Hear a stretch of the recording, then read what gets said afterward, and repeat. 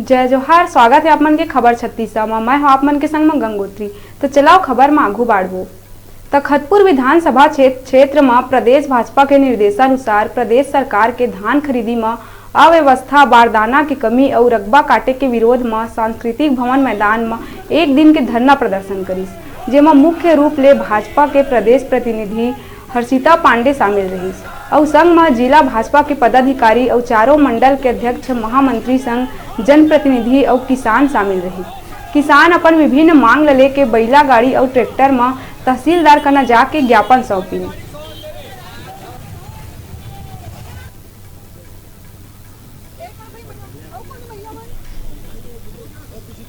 भैया अपना थोड़ा मोबाइल थोड़ा साइड करिए ना हल्का बस। की अव्यवस्था पूरे प्रदेश में व्याप्त है।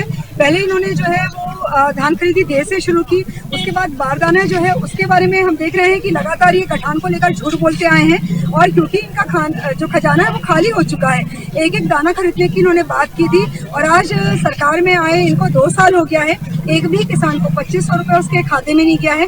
इसके विपरीत जो है 300 से ऊपर किसान जो है वो आत्महत्या कर चुके हैं। तो उस अव्यवस्था को लेकर जो किसानों का बदहाल है इस भूपेश सरकार में, इसको लेकर आज ये एक दिन का धरना प्रदर्शन था, जिसमें प्रमुख रूप से हमारी 4-5 मांगे हैं। पहली बात तो कि एक मुश्त 2500 रुपये हमारे खाते में आए।